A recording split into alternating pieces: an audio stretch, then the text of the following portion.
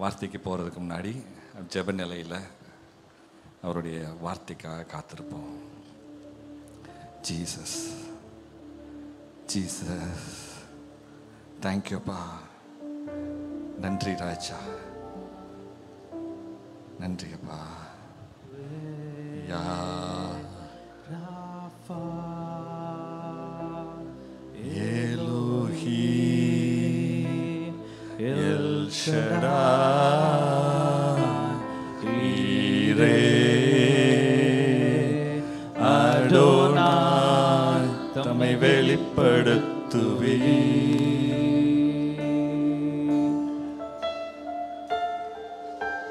யாவே Rafah Elohim L Shaddai ஈரே Adonai தம்மை வெளிப்படுத்துவே.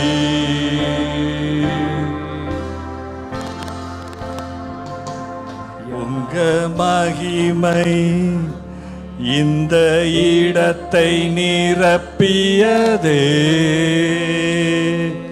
நீர் மாபெரும் காரியம் செய்தீர்.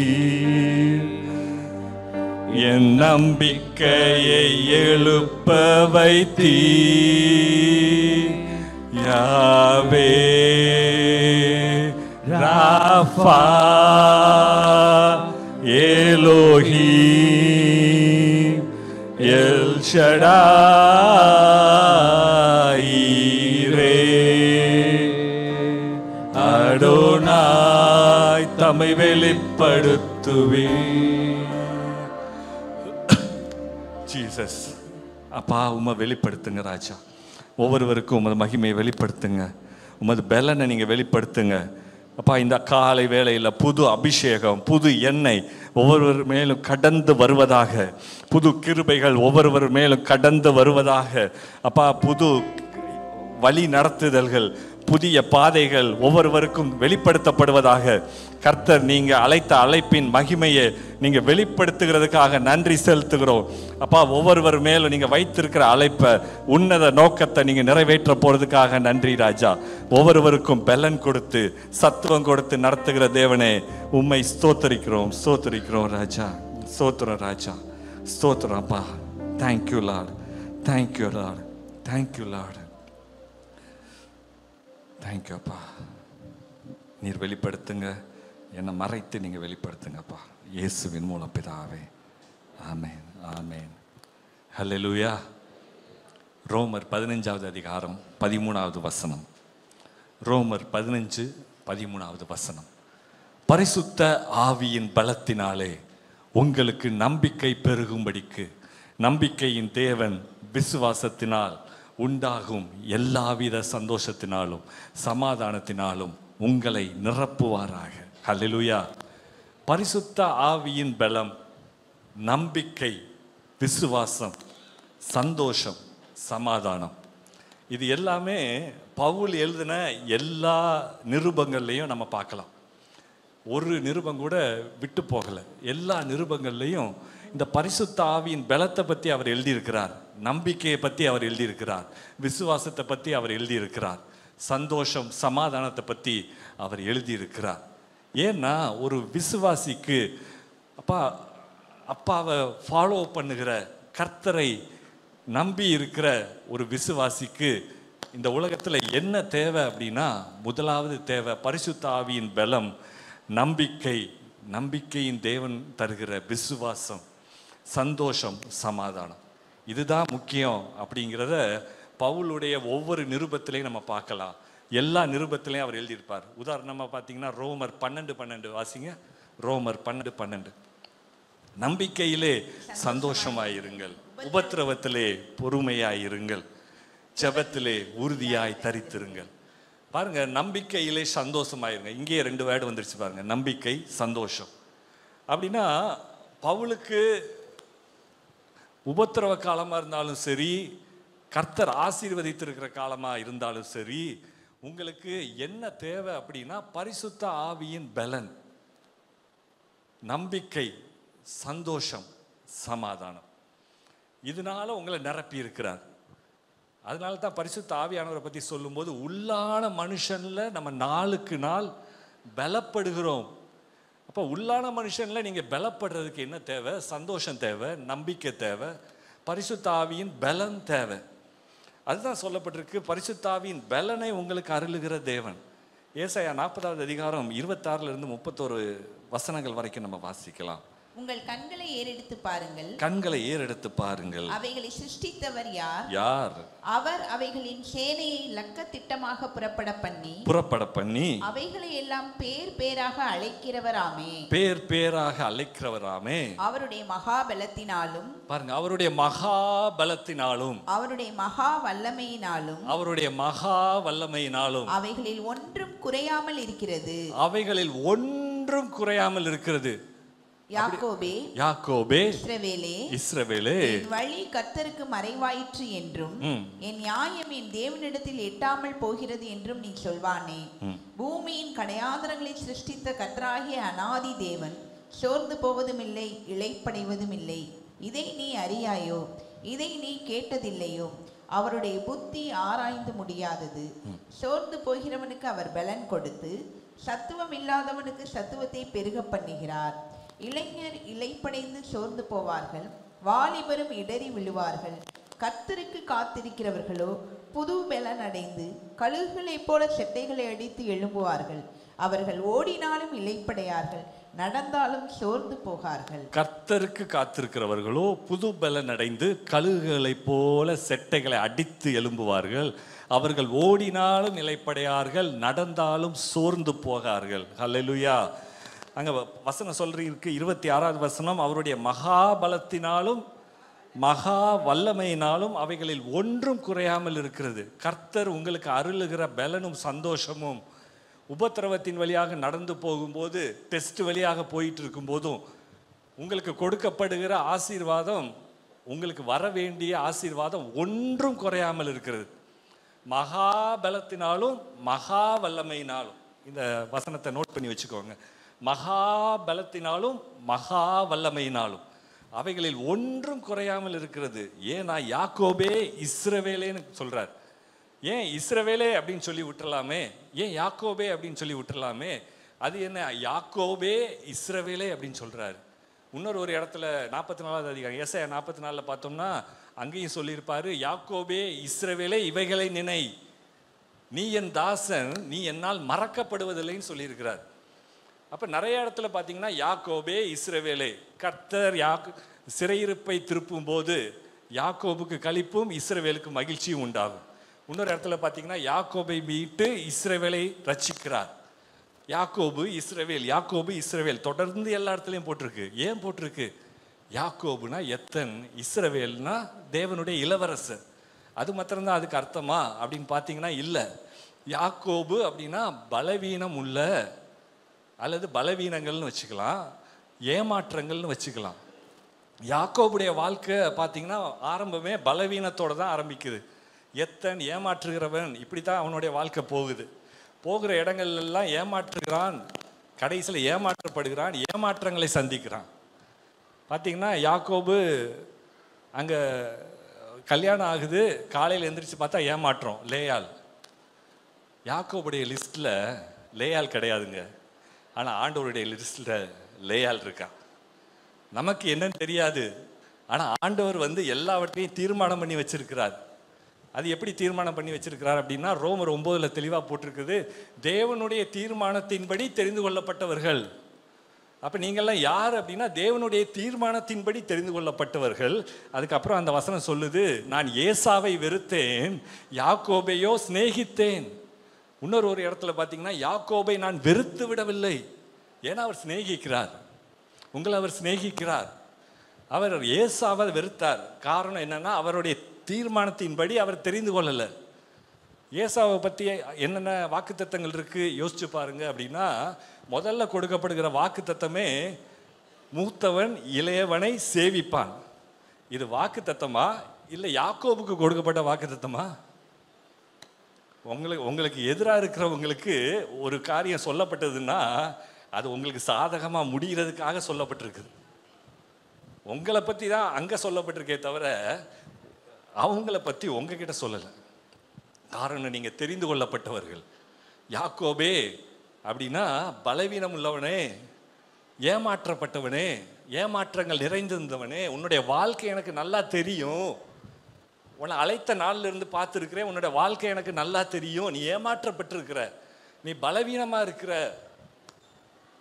இஸ்ரவேலே அப்படின்னும் போது நீ தேவனுடைய இளவரசன்பா, நான் உன்னை தெரிந்து என் கையில் வச்சிருக்கிறேன், உள்ளங்கையில் வச்சிருக்கிறேன், உன்னுடைய மதில்கள் எல்லாம் எனக்கு முன்பாக இருக்கிறது, நீ என்னால் மறக்கப்படுவதில்லை.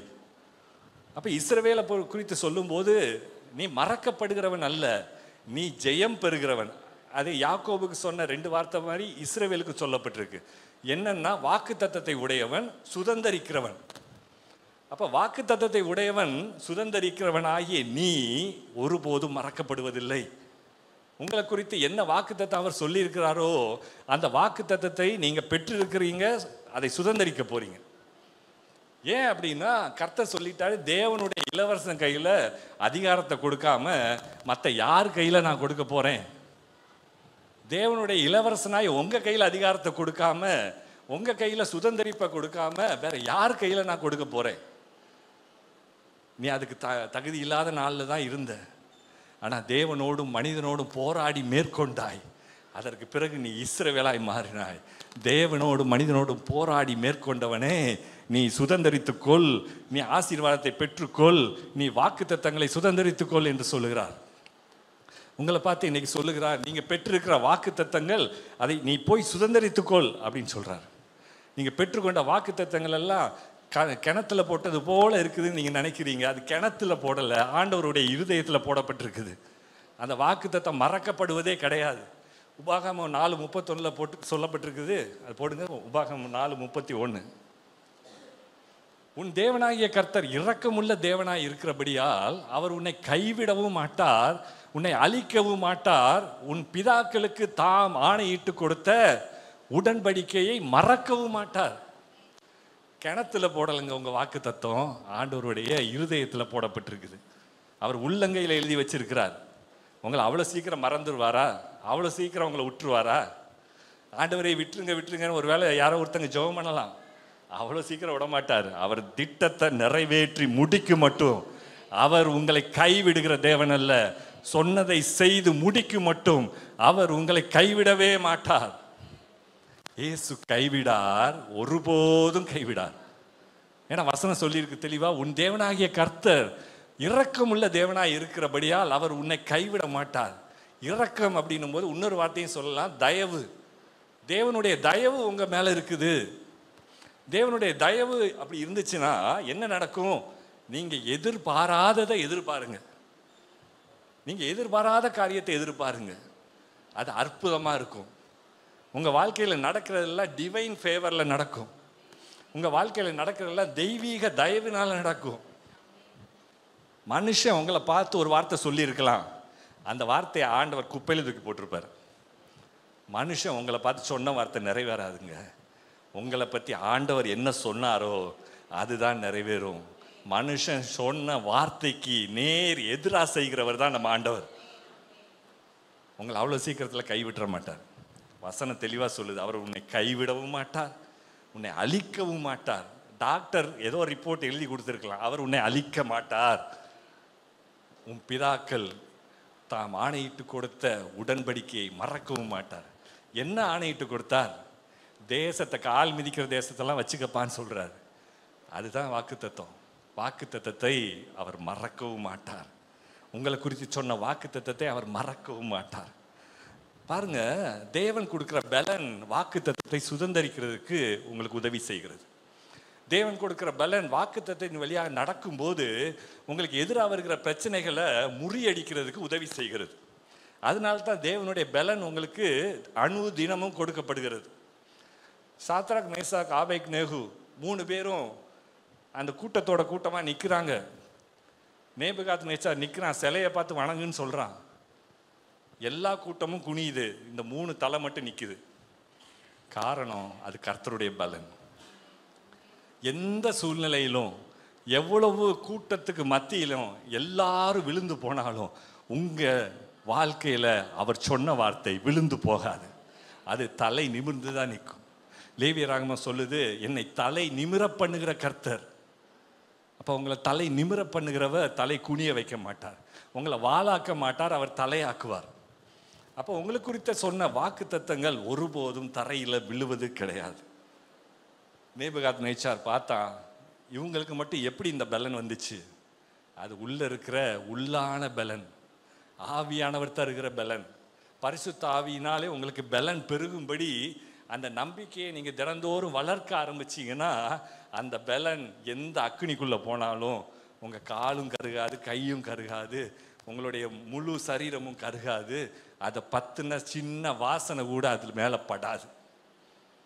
வாசனை இல்லாமல் வெளியில் வருவீங்க. ஆனால் வெளியில் வரும்போது என்ன வாசனை இருக்கும் தெரியுமா? கிறிஸ்துவை அறிகிற அறிவின் வாசனை. உபத்திரவப்பட்டது எனக்கு நல்லது, அதனாலே உமது பிரமாணத்தை நான் அறிந்து கொண்டேன். அப்போ கிறிஸ்துவை அறிகிற அறிவின் வாசனை தான் வெளியில் வரும். இந்த வாசனை வராதுங்க. கருகுதல் வாசனை அது கிடையாது. அது பூலோகத்தாருக்கு கொடுக்கப்பட்டிருக்குது. உங்களுக்கு கொடுக்கப்பட்டது இயேசுவை அறிகிற அறிவின் வாசனை. அப்போ பாருங்க, உடன்படிக்கையை அவர் மறக்க மாட்டார். பழைய ஏற்பாட்டு காலத்தில் நீங்கள் பார்த்தீங்கன்னா மோசையை குறித்து சொல்லப்பட்டிருக்கு, யோசுவாவை குறித்து சொல்லப்பட்டிருக்கு, தலைவர்கள், தீர்க்கதரிசிகள், ராஜாக்களை குறித்து சொல்லப்பட்டிருக்கு. அவர்களுக்கெல்லாம் பலன் வந்துட்டு போச்சு. பரிசுத்த ஆவியானவர், அந்த ஆவியானவருடைய பலன் அவங்களுக்குள்ள வந்து இறங்குச்சு. அவங்களை குறித்து வைக்கப்பட்ட திட்டங்கள் வேக வேகமாக நிறைவேறிச்சு, மறுபடி திரும்பி போயிடுச்சு. நம்ம பார்க்குறோம் புதிய ஏற்பாட்டு காலத்தில் உங்கள் மேலே வைக்கப்பட்டிருக்கிற ஆவியானவர் முடிவு பரியந்தம், இந்த உலகத்தின் முடிவு பரியந்தம் உங்களை விட்டு விலகுவதும் இல்லை, உங்களை கைவிடுவதும் இல்லை. இந்த உலகத்தின் முடிவு பரியந்தம் உங்களோட இருக்கிறார். அவர் உங்களை விட்டுட்டு போகவே மாட்டார். ஏன்னா அவர் உங்க மேல வைராக்கிய வாஞ்சியா இருக்கிறார். வசனம் சொல்லுது, வைராக்கிய வாஞ்சியாகிய ஆவியானவர். அப்ப அவர் உங்களை விட்டு ஒருபோதும் விலகுவதில்லை. ஏன்னா இருளில் இருந்து வெளிச்சத்தை பிரகாசிக்க பண்றதுக்கு நீங்க தான் தேவை.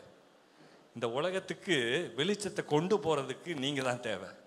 வேற யார்கிட்ட அவர் போக முடியும்? அவருடைய பிள்ளைகிட்ட தான் அவர் வருவார். அவரோட பிள்ளைகளை தெரிந்து கொண்டதே அதுக்குத்தான். இருளில் இருந்து வெளிச்சத்தை பிரகாசிக்க செய்கிறவர். அப்போ உங்களுடைய வாழ்க்கையில் அவர் வச்ச திட்டத்தை ஒருபோதும் மாற்றுகிறது இல்லை. ஒருவேளை என்னுடைய திட்டம் இன்னும் நடக்கலையே, இனி நடக்குமா அப்படின்னு ஒரு வேளை கேள்வி இருந்துச்சுன்னா, இனிமே தான் ஆரம்பிக்கவே போதுங்க. இனிமே தான் பெரிய காரியத்தை ஆண்டவர் உங்கள் மூலமாக செய்ய போகிறார். நீண்ட நாளாக காத்திருந்தீங்கன்னா இனிமே தான் ஆரம்பிக்க போகுது. இனிமே தான் உங்களுடைய நேரம் வரப்போகுது. ஏசாயா 36வது அதிகாரம், இந்த பலனுக்குரிய ஆதாரமாக ஏசாயா 36வது அதிகாரம் 1வது வசனம். எசேக்கியா ராஜா அரசாண்ட 14ஆம் வருஷத்திலே அசீரியா ராஜாவாகிய சனகரிப் யூதாவில் இருக்கிற அரணான சகல பட்டணங்களுக்கும் விரோதமாய் வந்து அவைகளை பிடித்து கொண்டான். எசேக்கியா ராஜா அப்படின்னா தேவன் பலப்படுத்துகிறவர் அப்படின்னு அர்த்தம். எசேக்கியா அப்படின்னா தேவன் பலப்படுத்துகிற. சனகரிப் அப்படின்னா சின் இன்க்ரீஸ்டு பிரதர்ஸ் அப்படின்னு அர்த்தம். அப்படின்னா நிலவின் தேவன், சின்னுங்கிற காட். அசீரியாவுடைய ஒரு முக்கியமான ஒரு கடவுள் வந்து சின், நிலவின் தேவன். அதை பற்றி எழுதியிருக்கிறாங்க, சின் இன்க்ரீஸ்டு பிரதர்ஸ். இந்த சின்கிற கடவுள் வந்து நிறைய பிரதர்களை, நிறைய சகோதரர்களை கூட்டி சேர்த்து கொண்டே இருக்குது அப்படின்னு அர்த்தம். பாவம் கூட்டி சேர்க்குதுன்னு அர்த்தம். இங்கே பார்த்தீங்கன்னா தேவன் பலப்படுத்துகிறார், இது விசுவாசத்தை குறிக்குது. பாவம் எதை குறிக்குது? விசுவாசத்தினால் வராத யாவும் பாவமே. அப்போ அவிசுவாசத்தை குறிக்குது. அப்போ ஒரு யுத்தம் இங்கே நடக்குது. என்ன யுத்தம்? விசுவாசம் எதிராக அவிசுவாசம். இந்த யுத்தம் எங்கே நடக்குது அப்படின்னா உங்கள் சிந்தையில் தான் நடந்துட்டுருக்கு. உங்களுக்குள்ளே தான் அது நடக்குது.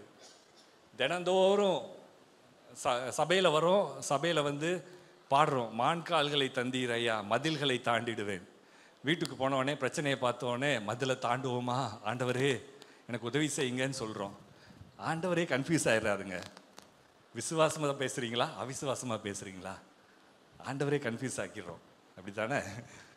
அப்போ பாருங்க, இங்கே ஒரு யுத்தம் நடக்குது. சனகரிப்பா எசேக்கியா ராஜாவா? அவிசுவாசமா விசுவாசமா? எது ஜெயிக்குதுன்னு பார்க்க போகிறோம். 2வது வசனம், அப்பொழுது அசீரியா ராஜா லாகீஸிலிருந்து ரப்சாக்கே என்கிற பெரிய சேனையோடே பெரிய சேனையோடே எருசலேமுக்கு எசேக்கியா ராஜாவின் இடத்தில் அனுப்பினான். அவன் வந்து வண்ணார்துறையின் வழியில் உள்ள மேல் குலத்து சாலகத்தண்டையிலே நின்றான்.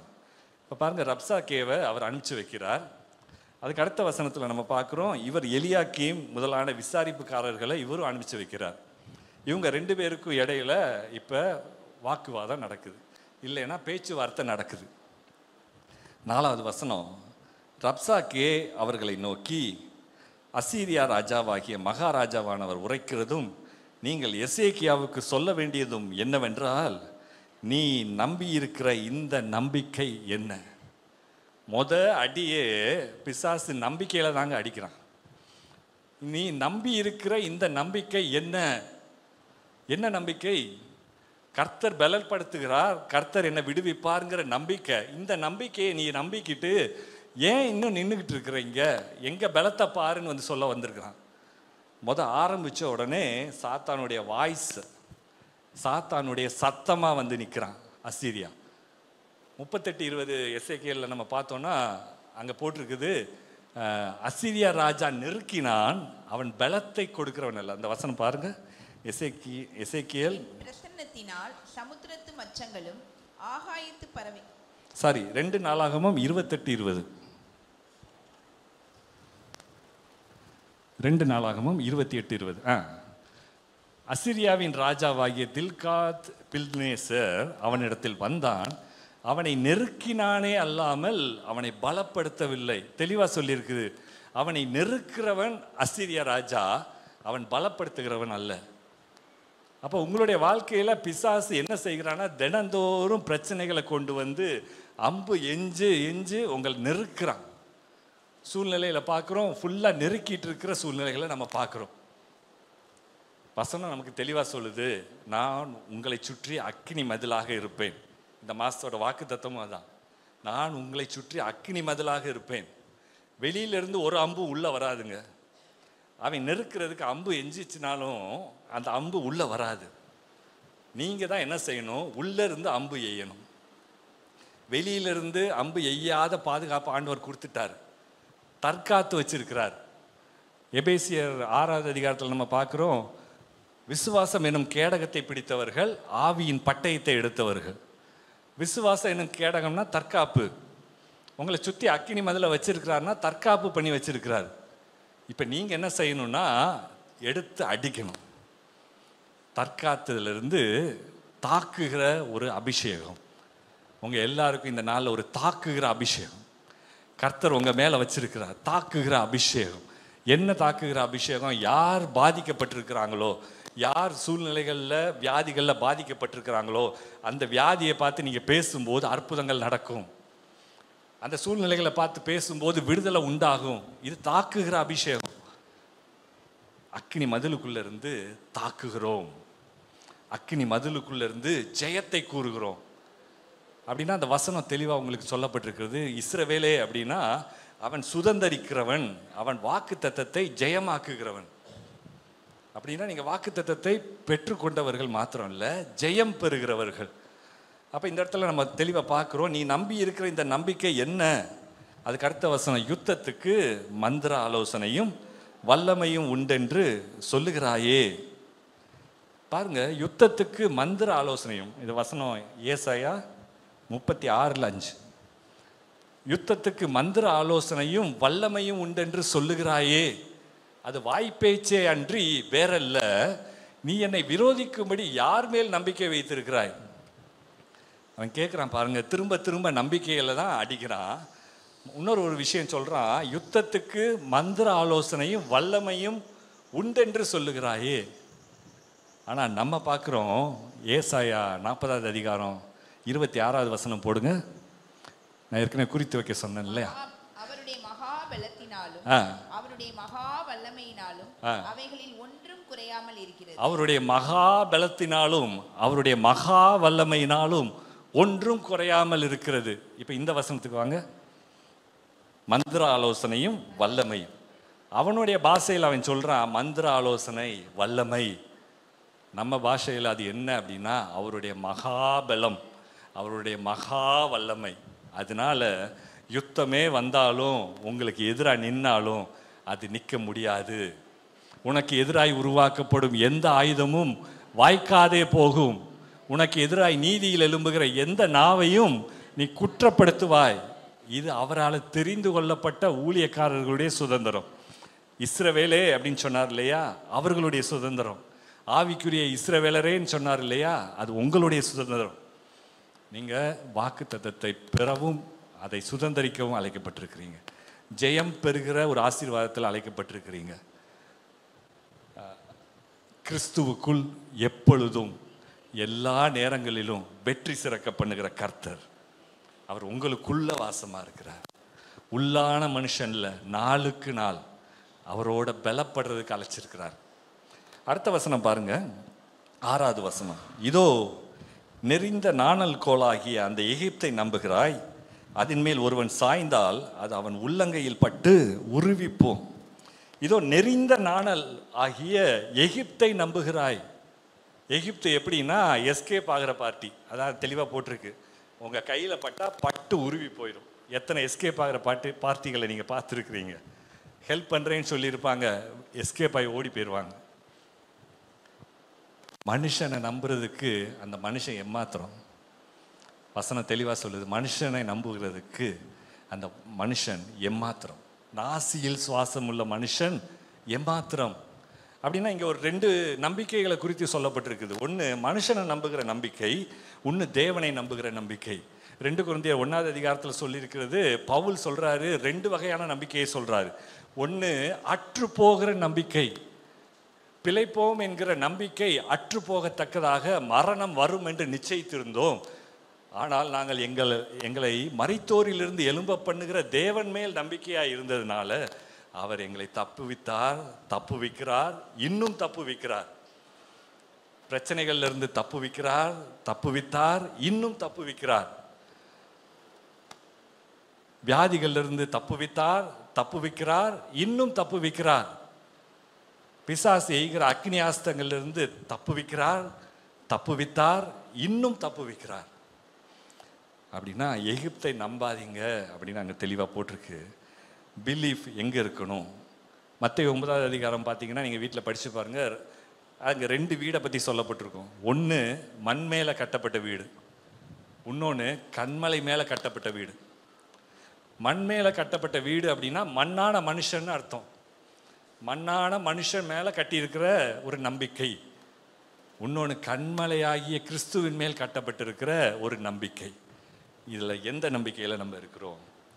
எந்த நம்பிக்கையில் இருக்கிறோன்னு முடிவு பண்ணிட்டோன்னா நம்பிக்கையில் சந்தோஷமாக இருங்கள்னு பவுல் சொன்ன மாதிரி உங்கள் வாழ்க்கையில் நம்பிக்கையில் சந்தோஷமாக இருப்பீங்க. சூழ்நிலைகள் உபத்திரவங்கள் வழியாக போகும்போது நம்பிக்கையில் நீங்கள் சந்தோஷமாக இருப்பீங்க. அப்போ மண்ணின் மேலே கட்டியிருக்கிறோமா, கல்லின் மேலே கட்டியிருக்கிறோமா? அது விலையேறப்பட்டதும் பரீட்சிக்கப்பட்டதுமான மூளைக்கல் ஆகிய இயேசுவின் மேல் நம்ம கட்டியிருக்கிறோமா?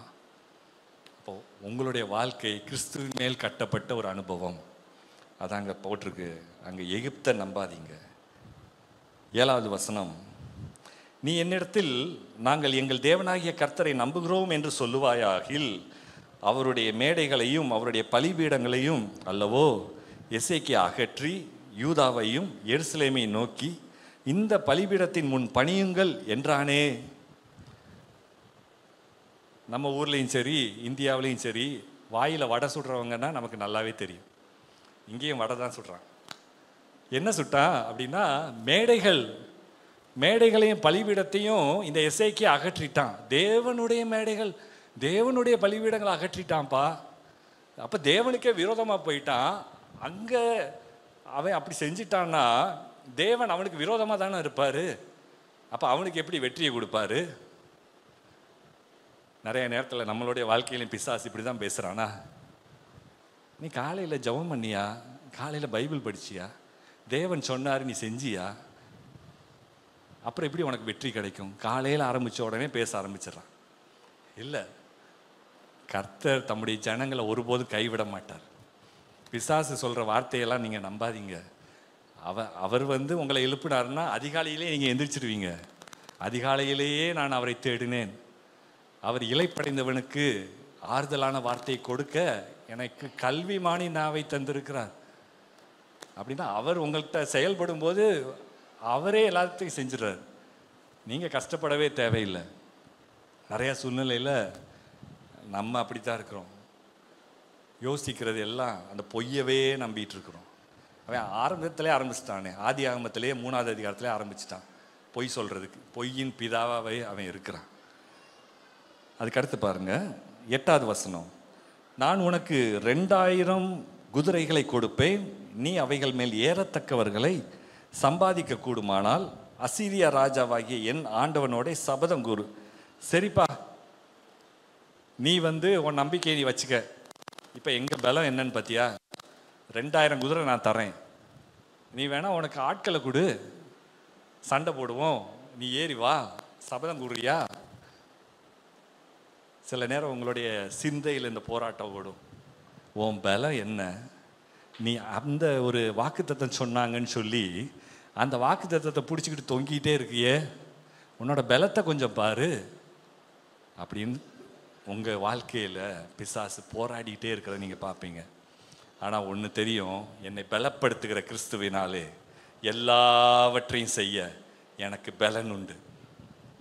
உங்கள் வாழ்க்கையில் சொன்னதை நிறைவேற்றாமல் அவர் தூங்குறதும் இல்லை, உறங்குறதும் இல்லை. அவர் நிச்சயமாக நிறைவேற்றி முடிப்பார். அதுக்கடுத்து பாருங்கள் 10வது வசனம். இப்போ 2வது பொய் வருது. இப்பொழுதும் கர்த்தருடைய கட்டளை இல்லாமல் இந்த தேசத்துக்கு அழிக்க வந்தேனோ, இந்த தேசத்துக்கு விரோதமாய் போய் அதை அழித்து போடு என்று கர்த்தர் என்னோட சொன்னாரே. அசீரியா கிட்ட கர்த்தரே போய் சொன்னாரா, நீ போய் அந்த தேசத்தை போய் அழிச்சு போடு. அடுத்த பொய், உங்களுக்கு எதிராக சில காரியங்கள் நடக்கலை அப்படின்னும் போது இது கர்த்தருடைய சித்தமா அப்படின்னு கொஸ்டின் மார்க் வந்துடும். ஆண்டவர் வாக்குத்தத்தம் கொடுத்தாரா அந்த கேள்வி தான் வரணுமே தவிர கர்த்தருடைய சித்தமா அப்படின்னு ஒரு கேள்வி வந்துடக்கூடாது. ஏன்னா ஆண்டவர் உங்ககிட்ட சொல்லாமல் எதையும் செய்யறதில்லை. ஏன்னா பழைய ஏற்பாட்டு தீர்க்கதரிசிகள், புதிய ஏற்பாட்டு தீர்க்கதரிசிகள் நம்ம தெளிவாக பார்த்தோம். பழைய ஏற்பாட்டில் காரியத்தை முடிச்சுட்டு போயிடுவாங்க. புதிய ஏற்பாட்டில் உங்களுக்குள்ளேயே தங்கி தினந்தோறும் வார்த்தையை கொடுக்கிறவர், தீர்க்கதரிசியாகி ஆவியானவர் உங்களுக்குள்ளே இருக்கிறார். அப்படின்னா உங்ககிட்ட அவர் பேசியிருப்பார் ஏற்கனவே. ஆனால் பொய் என்ன நடக்குது அப்படின்னா, அழிக்க வந்தேனோ, நானா வந்தேனோ, இல்லை ஆண்டவர் தானே அனுப்புனாரு, என்கிட்ட ஒப்பு கொடு. நிறையா நேரத்தில் நம்மக்கிட்ட சில காரியங்களை பிசாசு பேசுவான். இந்த தடவை இப்படி முடிவு எடுப்போம், இந்த முடிவில் சரியாயிடும். இப்படி கடன் வாங்கிடுவோம், இந்த மாதிரி சரியாயிடும். ஆண்டவர் கடனை சந்திப்பார் அப்படின்றோம். ஆண்டவர் கடனை சந்திப்பாரா? தேவைகளை தான் சந்திப்பார். அந்த வித்தியாசம் நமக்கு தெரிஞ்சதுன்னா இது யார்கிட்ட இருந்து வந்த வார்த்தை, இது யார்கிட்ட இருந்து வந்த வார்த்தைன்னு தெரிஞ்சுக்கலாம். அதுக்கடுத்து பாருங்க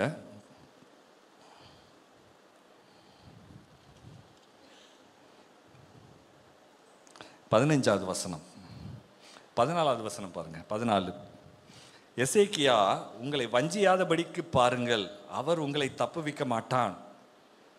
எசேக்கியாவை பற்றி, தேவனுடைய பலத்தை பற்றி. எசேக்கியானா என்ன சொன்னேன்? தேவன் பலப்படுத்துகிறவர் அல்லது தேவனுடைய பலம். தேவனுடைய பலம் உங்களை வஞ்சியாதபடிக்கு பாருங்கள், அவன் உங்களை, அந்த பலம் உங்களை தப்புவிக்க மாட்டாது அப்படின்னு எழுதியிருக்கு. எசேக்கியா உங்களை வஞ்சியாதபடி பாருங்கள். மறுபடியும் பாருங்க 15வது வசனம். கர்த்தர் நம்மை நிச்சயமாய் தப்புவிப்பார், இந்த நகரம் அசீரியாவின் கையில் ஒப்பு கொடுக்கப்படுவதில்லை என்று சொல்லி எசேக்கியா உங்களை கர்த்தரை நம்ப பண்ணுவான், அதற்கு இடம் கொடாதிருங்கள். அந்த பலத்தை நம்பிராதப்பா, அந்த வாக்கு தத்தத்தை நம்பிராதப்பா, கர்த்தர் உனக்கு செய்வேன்னு சொன்னதை நம்பிராதப்பா, நான் சொல்றபடி செய்யின்னு ஒரு பிளான் பியை கொடுக்குறான். நிறையா நேரத்தில் இதுவா அதுவா, இதுதானா அதுதானா, நிறைய குழப்பங்கள். யாக்கோபுக்கு அந்த குழப்பம் வந்துச்சு. யாக்கோபோட லிஸ்ட்டில் பார்த்தீங்கன்னா லேயால் இல்லை, ஆனால் கர்த்தருடைய லிஸ்ட்டில் லேயால் இருந்தா. ஏன்னா அதுலேருந்து தானே துதி கிளம்பி வரணும், யூதா எலும்பி முன்னால் போகணும். கர்த்தர் உங்கள் வாழ்க்கையில் ஒரு காரியத்தை செய்யணும்னு நினச்சாருன்னா அவர் துதியை முன்னால் எழுப்பி அனுப்புவார். உங்களுக்கு முன்னால் துதி போகும். துதி எழும்புச்சு அப்படின்னா என்ன அர்த்தம்? துதிகளின் மத்தியில் அவர் இறங்கி வருவார். அப்படின்னா துதிகள் எழும்பும் போது கர்த்தர் உங்களோடு கூட இருக்கிறார். அல்லேலூயா. அப்போ பாருங்க, கர்த்தர் ஒரு லிஸ்ட் வச்சிருக்கிறார்னா அவருடைய மகிமைக்காக வச்சிருக்கிறார், அவரை மகிமைப்படுத்துறதுக்காக வச்சிருக்கிறார். 17வது வசனம் பாருங்க. அசீரியா ராஜா சொன்ன செய்தி என்ன அப்படின்னா, அடுத்த ஏமாற்றம். நான் வந்து உங்களை தானியமும் திராட்சை தோட்டமும் உள்ள தேசமும் அப்பமும் திராட்சரசமும் உள்ள தேசமாகிய உங்கள் தேசத்துக்கு ஒப்பான தேசத்துக்கு அழைத்து கொண்டு போகும் அளவும் அவனவன் தன் தன் திராட்சை செடியின் கனியையும் தன் தன் அத்திமரத்தின் கனியையும் புசித்து அவனவன் தன் தன் கிணற்றின் தண்ணீரை குடியுங்கள்.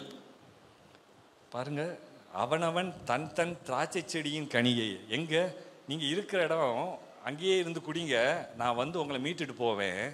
நான் கூட்டிகிட்டு போகிற இடம் இதே மாதிரி ஆசீர்வாதமாக இருக்கும், இதே மாதிரி பாலும் தேனும் ஓடுறதா இருக்கும். சில பிளான் பியை அப்படித்தான் பிசாசு உங்ககிட்ட கொடுப்பான். வாலிபர்கள் மத்தியில் சில பிளான் பியை அப்படித்தான் கொடுப்பான். அங்கே போனால் ஆசீர்வாதம், அங்கே போனால் பெரிய காரியம். தன் தன் திராட்சை செடியின் கனியையும் தன் தன் அத்தி மரத்தின் கனியையும் புசித்து.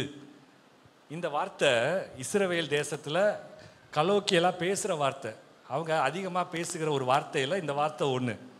அவனவன் தன் தன் கிணற்றின் தண்ணீரை குடியுங்கள் அப்படின்னு போட்டிருக்கு. உங்களுக்கு 2 வாக்குத்தத்தத்தை கொடுக்குறேன். மீகா 4:4 பாருங்க. மீகா 4:4. அவனவன் தன் தன் திராட்சை செடியின் நிழலிலும் தன் தன் அத்தி மரத்தின் நிழலிலும் பயப்படுத்துவார் இல்லாமல் உட்காருவான். இது யாரோட வாய்? சேனைகளின் கர்த்தருடைய வாய். அப்படின்னா வாக்குத்தத்தம் மாதிரியே பேசுறது. இன்னொரு வசனம் பாருங்க, சகரியா 3:10 பாருங்க. அந்நாளிலே நீங்கள் ஒருவரை ஒருவர் திராட்சை செடியின் கீழும் அத்தி மரத்தின் கீழும் வரவழைப்பீர்கள் என்று சேனைகளின் கர்த்தர் சொல்லுகிறார். பாருங்க, கர்த்தர் சொன்ன வார்த்தை அதே மாதிரியே பிசாசு என்ன சொல்றான், அதே மாதிரி வார்த்தையை போடுறான். சில கள்ள தீர்க்கதரிசிகள் அப்படிதான் வார்த்தையை போட்டுட்டு போயிடுறாங்க. அதை நம்பி வழி விலகி அப்புறமா ஆண்டவரேன்னு திரும்ப வருகிறோம். இங்க அப்படித்தான் நடக்குது, ஏமாத்து வேலை. 18வது வசனம் மறுபடியும் பாருங்க. கர்த்தர் நம்மை தப்புவிப்பார் என்று உங்களை போதனை செய்ய எசேக்கியாவுக்கு செவி கொடாதிருங்கள், தேவனுடைய பலத்துக்கு செவி கொடாதிருங்கள், தேவனுடைய வார்த்தைக்கு செவி கொடாதிருங்கள். அதைத்தான் திரும்ப திரும்ப யுத்தம் பண்ணுகிறான், உங்களுடைய சிந்தையில் யுத்தம் பண்ணுகிறான். அப்போதான் ராஜா கிட்ட இந்த வசனம் போகுது. அதுக்கு முன்னாடி 21வது வசனம் படிங்க. அவர்களோ அவனுக்கு ஒரு வார்த்தையையும் பிரதியுத்தரமாய் சொல்லாமல் மௌனமாய் இருந்தார்கள். பாருங்க, நம்ம பிசாசுக்கு சொல்ல வேண்டிய வார்த்தை என்னன்னா மௌனம். அவன்கிட்ட போராடக்கூடாது. அதுக்கு மேலே ஏதாவது ஒரு வார்த்தை நீங்கள் சொல்லணும் அப்படின்னா அது 11வது வசனத்தில் இருக்குது. அது பாருங்க, 36:11. அப்பொழுது எலியாக்கீமும் செப்னாவும் யோவாகும் ரப்சாக்கேயை பார்த்து, உம்முடைய அடியாரோட சீரிய பாஷையில பேசும், அது எங்களுக்கு தெரியும். அலங்கத்தில் இருக்கிற ஜனத்தின் செவிகள் கேட்க எங்களோட யூத பாஷையிலே பேச வேண்டாம் என்றார்கள். எங்களுடைய யூத பாஷையிலே நீ பேசிடாத, அது ஜனங்களுக்கு மனமடிவாயிரும்.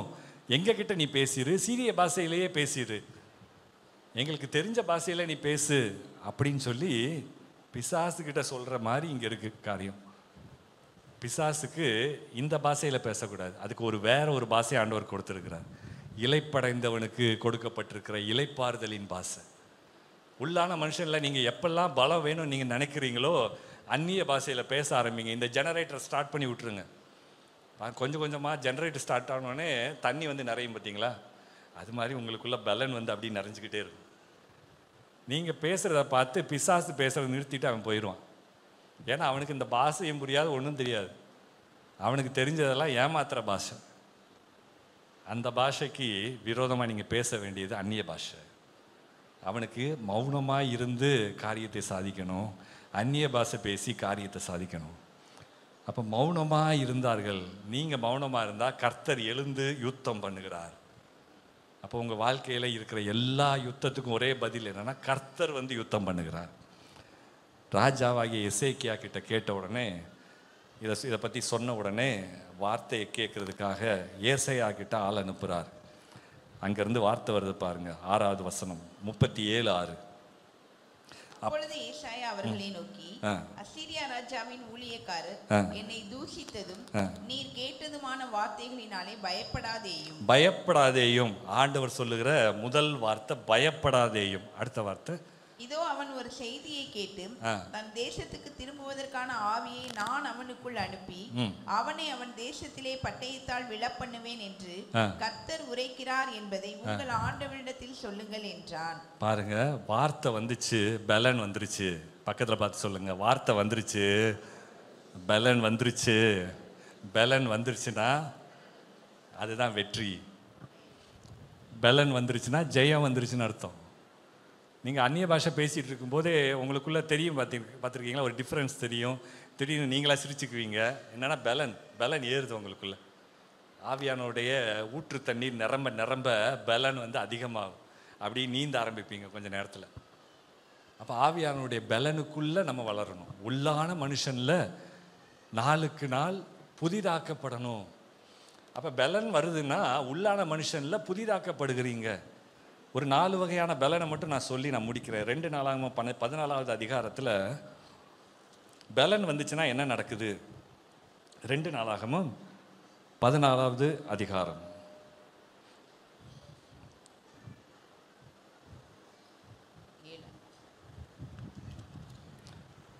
14 2வது வசனம் வாசிங்க. ஆசா தன் தேவனாகிய கர்த்தரின் பார்வைக்கு நன்மையும் செம்மையுமானதை செய்தான். நன்மையும் செம்மையுமானதை செய்தான் அப்படின்னா கர்த்தருடைய சித்தத்துக்குள்ள அவை இருந்தான். நீங்கள் கர்த்தருடைய சித்தத்துக்குள்ளே இருக்கும்போது பலன் நிறையுதுன்னு நம்ம பார்த்தோம். அப்போ பலன் நிறையும் போது என்ன நடக்குது அப்படின்னா 4 காரியங்கள். முதலாவது வந்து பார்த்தீங்கன்னா அதை கண்டினியூ பண்ணுங்க. 14:1 கடைசி பகுதி. இவனுடைய நாட்களில் தேசம் 10 வருஷம் மட்டும் அமெரிக்கையாய் இருந்தது. முதலாவது அமெரிக்கையாய் இருந்தது, அதாவது அமைதலாய் இருந்தது, சமாதானம். நம்ம பார்த்தோம் இல்லையா, பரிசுத்த ஆவியின் பலத்தினாலே உங்களுக்கு சந்தோஷம், சமாதானம்.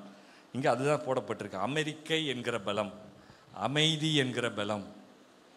2வது வந்து 6வது வசனம், கர்த்தர் அவனுக்கு இளைப்பாறுதலை கட்டளையிட்டதினால். இளைப்பாறுதலை கட்டளையிடுகிறார், ரெஸ்ட்.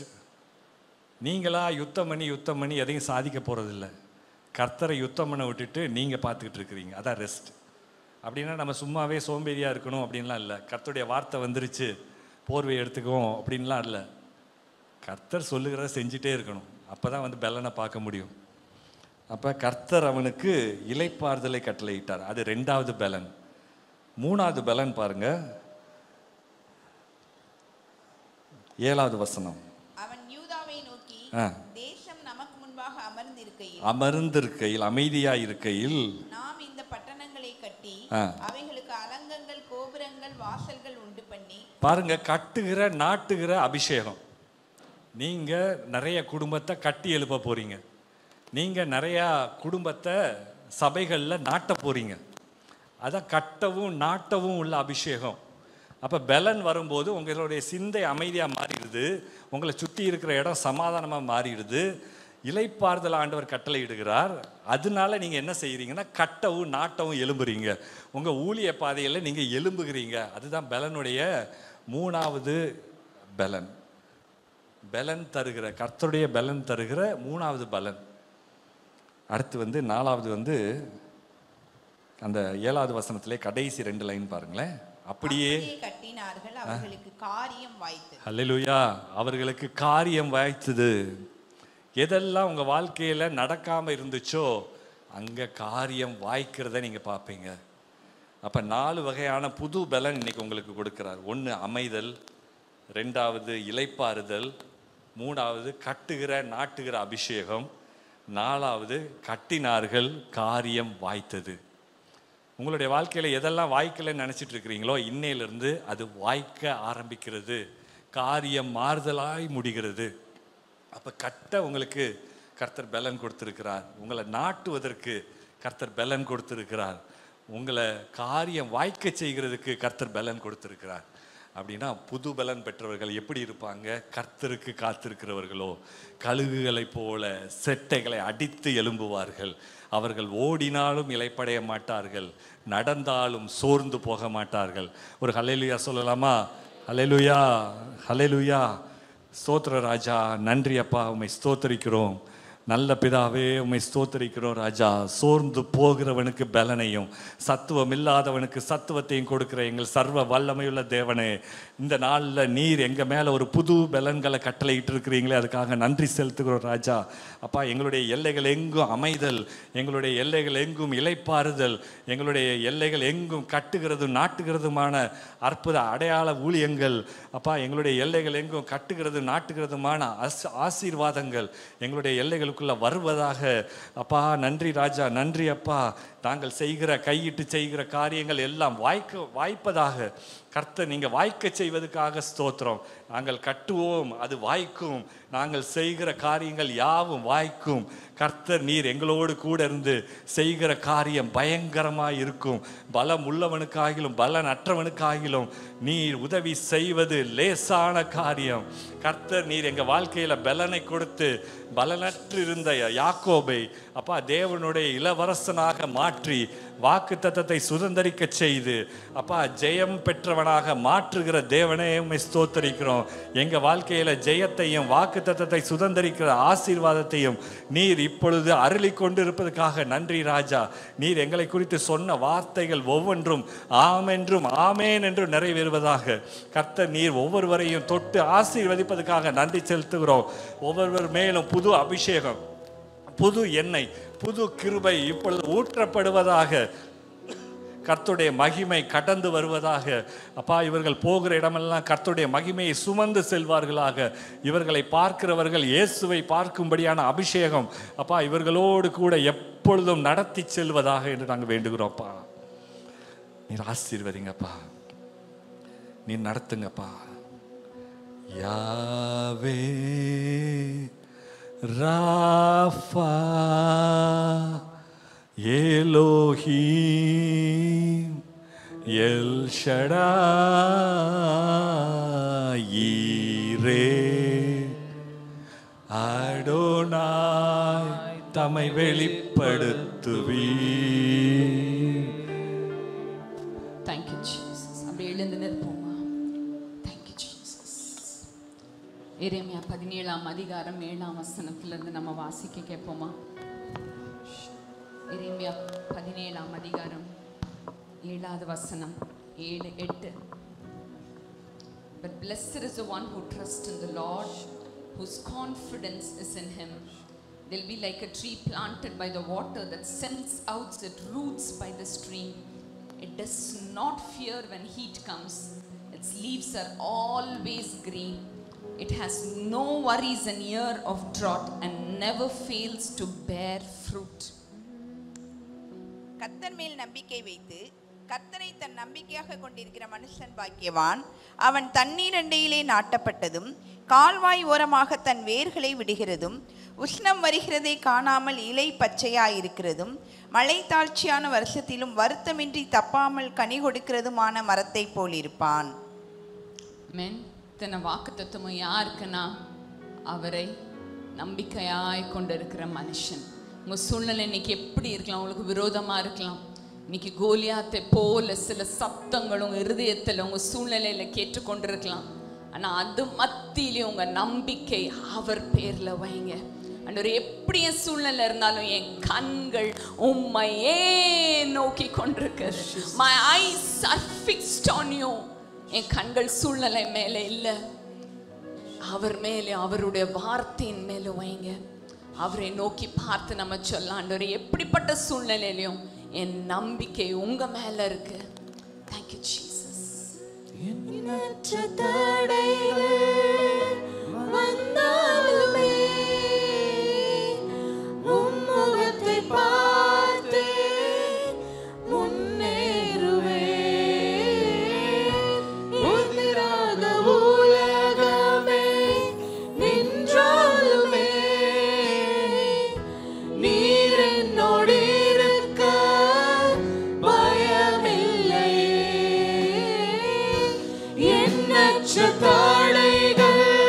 பேசுவோம் ஆண்டவரே. எப்படி சூழ்நிலை இருந்தாலும் உங்க முகத்தை பார்த்து நான் முன்னேறுவேன். எதிராக உலகமே நின்றாலுமே நீர் என்னோடு இருக்க. ஆண்டவரே, நம்பிக்கையே நீங்க என்னோடு இருக்கிறீங்க. நீ சொன்னது கைகளை உயர்த்தி அவரோட வாக்குத்தத்தத்தை விசுவாசித்து சொல்றீங்களா? நம்புவே இன்னைக்கு நம்பிக்கை உதிக்கட்டும். Oh, let faith overflow, oh God. நிறைவேறும் காலம் வரும். நம்புவேன் என் இயேசு ஒருவரை. ஓ நம்புவேன் என் இயேசு அவரை மட்டும் நோக்கி பாருங்க. அவருடைய வார்த்தை மட்டும் நோக்கி பாருங்க. இன்னைக்கு உங்க கண்கள் அவர் மேல நோக்கமா இருக்கட்டும், சூழ்நிலை மேல அல்ல. நம்புவேன் ஒருவரை. நான் நம்புவேன் என் இயேசு ஒருவரை.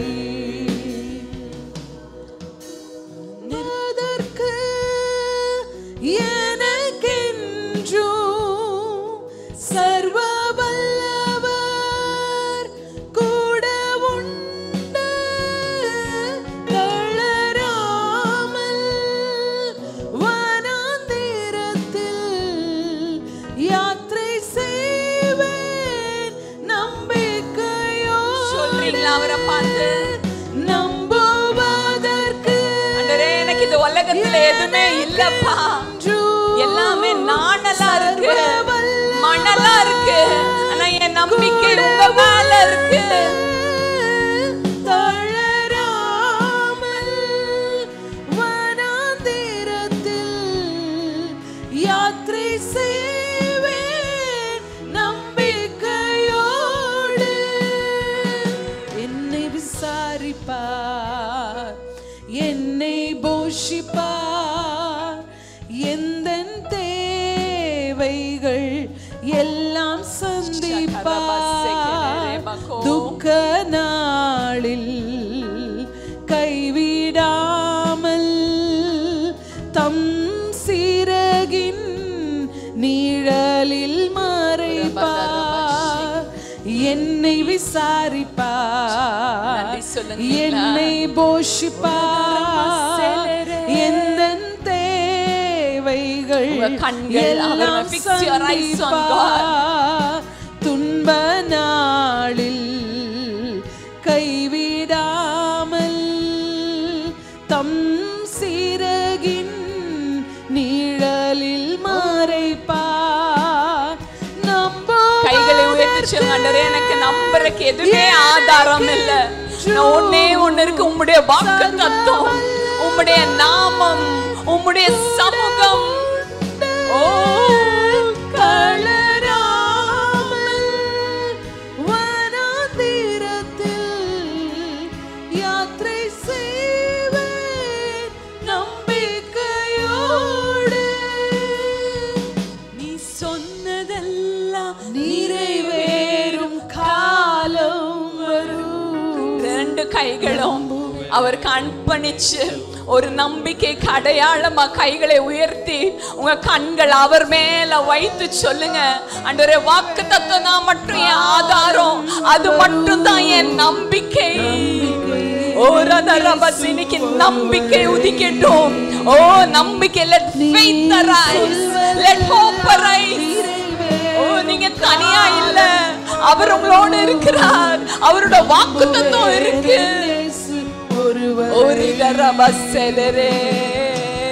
நீ சொன்னதெல்லாம் நிறைவேறும் காலம் வரும். நம்புவேன் என் இயேசு ஒருவரை. நீ சொன்னதெல்லாம், சொன்னதெல்லாம் நிறைவேறும் காலம் வரும். நம்புவேன் என் இயேசு ஒருவரை. நான் நம்புவதற்கு ஒன்றுமில்லை என்றாலும் நம்புவேன் என் இயேசு ஒருவரை.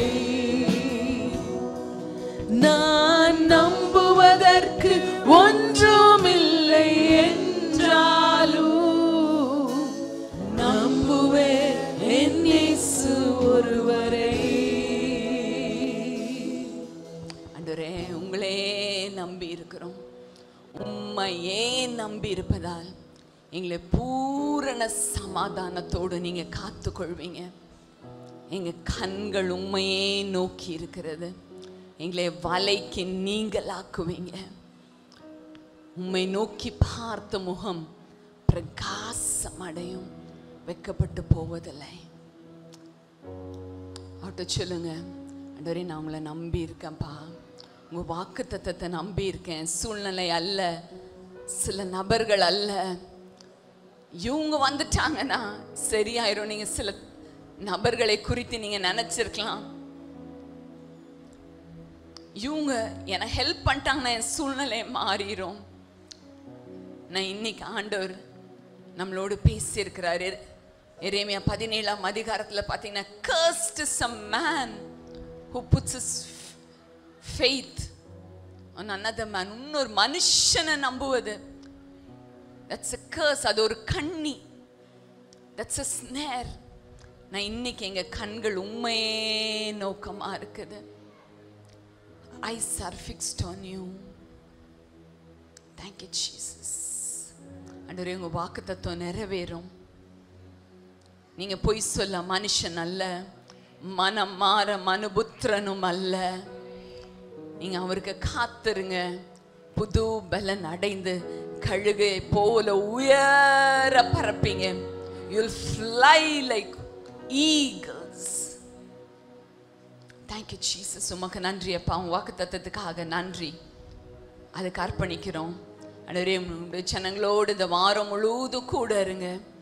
உங்க சமூகம் உங்களுக்கு முன்பாக செல்லட்டும். உங்க கரத்தை அவங்க பார்க்கட்டும். உங்க போஷிக்கிற கரத்தை அவங்க பார்க்கட்டும். உங்க விசாரிக்கிற கரத்தை அவங்க பார்க்கட்டும். உங்களுடைய பாதுகாக்கிற கையை அவங்க பார்க்கட்டும். உங்க தயவு செய்யற கரத்தை இந்த வாரத்துல அனுபவிக்கட்டும் நாங்க சொல்லி ஜெபிக்கிறோம்ப்பா. உமக்கு நன்றி செலுத்துகிறோம். இவங்களுக்கு இந்த உலகத்தாருக்கு ஒரு வித்தியாசத்தை இந்த வாரத்துல அவங்க பார்க்கட்டும்.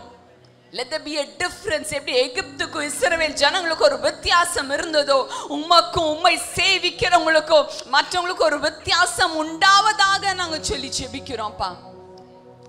வெற்றியை காண உதவி செய்யுங்க. இந்த வாரம் முழுவதும் பாதுகாப்பு இருக்கட்டும். அவங்களுக்கு முன்பாக சென்று கோணலானவை செவையாக்குங்க நாங்க சொல்றோம்ப்பா. ஜெய கிறிஸ்து எங்களுக்கு முன்பாக செல்லுங்க. எங்களை தாழ்த்தி அர்ப்பணிக்கிறோம்.